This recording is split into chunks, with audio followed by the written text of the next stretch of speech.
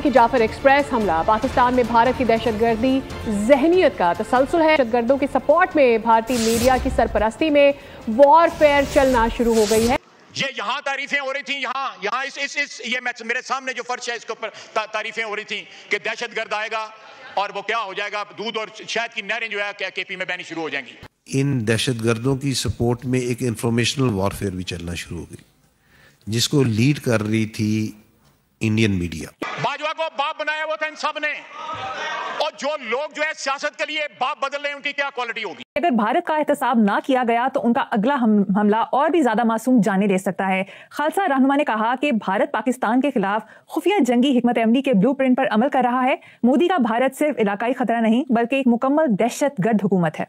जब तक हम सियासतदान जो हैं 76-77 साल की गलतियों की इतराफ नहीं करेंगे, हम मिनहसुल एक बरादरी इतराफ नहीं करेंगे, हम आगे नहीं बढ़ सकते। ग्लोबल टेररिज्म इंडेक्स की रिपोर्ट सामने आई जिसमें ये बताया गया है कि दुनिया में दहशतगर्दी से मुतासरा ममालिक की सालाना बुनियादों पर जारी फहरिस्त में पाकिस्तान दूसरे नंबर पर पहुंच गया है।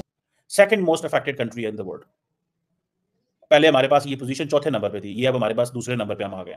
ये तो जारी बात है, हमारे वो जैसे कहते हैं ना, बड़ी बड़ी तरक्की की है पाकिस्तान।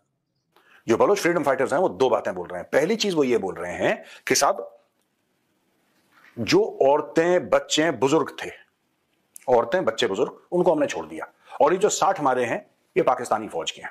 बलूच आर्मी ने प्रेस रिलीज जारी कर कहा, पाकिस्तानी सेना अपनी हार और नाकामी को छिपाने के लिए लगातार झूठे दावे कर रही है। हमने युद्ध नैतिकता और अंतर्राष्ट्रीय नियमों के तहत बुजुर्ग, बच्चों और महिलाओं को छोड़ा था। इसे पाकिस्तान सरकार अपना अचीवमेंट बता रही है।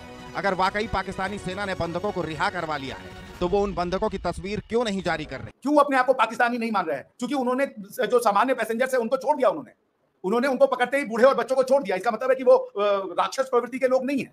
उन्होंने जिनको रोका वो सिर्फ और सिर्फ आपके सेना के जवान थे, उनके या आपकी गवर्नमेंट सर्वेंट थे। क्वेश्चन ये है कि वो पाकिस्तान की गवर्नमेंट को अपना क्यों नहीं मान रहे हैं? 150 खाली ताबूत, 150 empty coffins were being transported. उसने फोटो खींची है उन कॉफिन्स की, यानी कि 150 से ज्यादा लोग मरे हैं। आप पूरा देखिए ना, अगर 150 लोग नहीं मरे होते तो जहां पे ये वारदात हुई है, जहां पे हाईजैकिंग हुई है ट्रेन की, जहां पे बलोच फ्रीडम फाइटर्स ने अटैक करा है, वहां पे आप 150 ताबूत क्यों भेज रहे हैं? आप 150 कॉफिन वहां पे क्यों भेज रहे हैं? क्या मसला है? अब तो ये बताइए ना कि वो क्यों ट्रेन रोके? वो ट्रेन रोक लिया, इंटेलिजेंस फेलियर हो गया, चलिए ट्रेन नहीं रोक पाते, उनको पकड़ के मार दिया जाता, उनको हवाई जहाज से ऊपर से नीचे फेंक दिया जाता। पर ये कि वो कर क्यों रहे ऐसा? वो क्यों कर रहे हैं? वो ऐसा क्या भारत उनको समझा? अगर आपके हिसाब से ये भारत की देन है तो भारत उनको क्या समझा पा रहा है जो आप उनको नहीं समझा? चुन के मारा है हमने, 60 निपटा दिए, ऐसा बलोच लिबरेशन आर्मी का कहना है। अच्छा दोस्तों, इसमें एक और चीज है, 40 इसके अलावा 60 के अलावा 40 security personnel were killed, so total 100 की बात कर रहे हैं बलोच। ठीक है जी। In retaliation for a Pakistani drone strike BLA executed 50 enemy personnel, 150 more 150 more hostages remain under BLA custody according to the statement. वो कह रहे हैं कि जो ट्रेन का मामला है खत्म नहीं हुआ, क्योंकि वो होस्टेजेस को लेकर बाहर चले गए।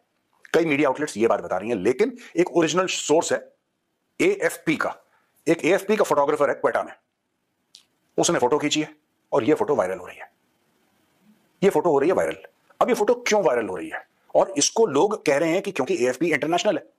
एएफपी जो है it is an international body, उसको लोग डाउट नहीं कर पा रहे, क्योंकि ना इसमें, चलो हम ये कहते हैं कि बीएलए ने गलत इंफॉर्मेशन दे दी, या हम कहते हैं पाकिस्तानी आर्मी ने गलत इंफॉर्मेशन दे दी, ये हो सकता है ना, लेकिन एएफपी वाला गलत इंफॉर्मेशन तो नहीं देगा, उसने तो फोटो खींची है और फोटोग्राफ कैन बी वेरीफाइड। उसका ये कहना है कि 150 खाली ताबूत, 150 empty coffins were being transported. उसने फोटो खींची है उन कॉफिन्स की, यानी कि 150 से ज्यादा लोग मरे हैं। आप पूरा देखिए ना, अगर 150 लोग नहीं मरे होते तो जहां पे ये वारदात हुई है, जहां पे हाईजैकिंग हुई है ट्रेन की, जहां पे बलोच फ्रीडम फाइटर्स ने अटैक करा है, वहां पे आप 150 ताबूत क्यों भेज रहे हैं? आप 150 कॉफिन वहां पे क्यों भेज रहे हैं? क्या मसला है? उसने फोटोग्राफ खींची, उसने फोटोग्राफ वायरल कर दी। आप पाकिस्तानी सवाल पूछ रहे हैं अपनी फौज से कि भैया तुम तो झूठ बोल रहे थे, तुम तो कह रहे थे ऐसा हो जाएगा वैसा हो जाएगा, हमने एक स्नाइपर मारा अंदर, ठक से गोली लगी, वो गिर गया और हमने बड़ा कमांडो स्टाइल में ऑपरेशन कर दिया। क्वेश्चन है कि ये है क्या बलूचिस्तान का डिस्प्यूट? क्यों बलूच कह रहा है कि हम आपके साथ नहीं रहना चाहते? क्वेश्चन ये, कश्मीरी क्यों कहता है कि जो कश्मीरी पहले कहता था कि हम भारत के साथ नहीं रहना चाहते? आपने क्या किया था कश्मीर में जिसके लिए वो ये कहने को तैयार हो गया था? हालांकि आज का हमारा कश्मीरी भाई बहन जो है वो ऐसा नहीं कहता, वो जानता है कि वो भारत के हजारों वर्ष की जो सभ्यता है वो उसका पार्ट है। तो आप तो ये बताइए ना कि वो क्यों ट्रेन रोके? वो ट्रेन रोक लिया, इंटेलिजेंस फेलियर हो गया, चलिए ट्रेन नहीं रोक पाते, उनको पकड़ के मार दिया जाता, उनको हवाई जहाज से ऊपर से नीचे फेंक दिया जाता। पर ये कि वो कर क्यों रहे ऐसा?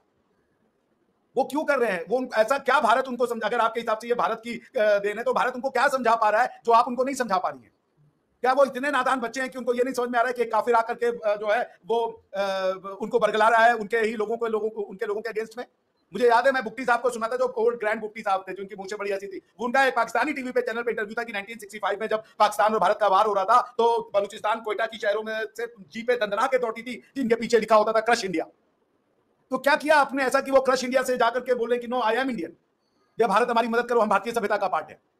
लेकिन सर ये तो अभी कहीं से साबित नहीं हुआ है कि भारत ने जो है वो मदद की है बलूचिस्तान में। ये तो एक ब्लेम लगाया जा रहा है ना, अभी इसके प्रूफ किसी के पास नहीं है। मैं ब्लेम, ये तो मैंने आपसे कह दिया, फैक्ट फाइंडिंग हमारे पास नहीं है। मैं कह रहा हूँ वो क्यों कर रहे हैं ऐसा? वो भारत करवा रहा हो, अफगानिस्तान करवा रहा हो, अमेरिका करवा कर क्यों रहे हैं? बलूचिस्तान में क्या है? बिल्कुल क्या वो चाहिए उनको? क्यों वो एक आदमी को, मनुष्य को मारने के लिए तैयार हो गए? क्यों वो अपने आप को पाकिस्तानी नहीं मान रहे हैं? क्योंकि उन्होंने जो सामान्य पैसेंजर है उनको छोड़ दिया, उन्होंने उनको पकड़ते ही बूढ़े और बच्चों को छोड़ दिया। इसका मतलब है कि वो राक्षस प्रवृत्ति के लोग नहीं है। उन्होंने जिनको रोका वो सिर्फ और सिर्फ आपके सेना के जवान थे, उनका या आपकी गवर्नमेंट सर्वेंट थे। क्वेश्चन ये है कि वो पाकिस्तान की गवर्नमेंट को अपना क्यों नहीं मान रहे हैं? क्वेश्चन ये है कि वो पाकिस्तान की सेना को अपना क्यों नहीं मान रहे हैं?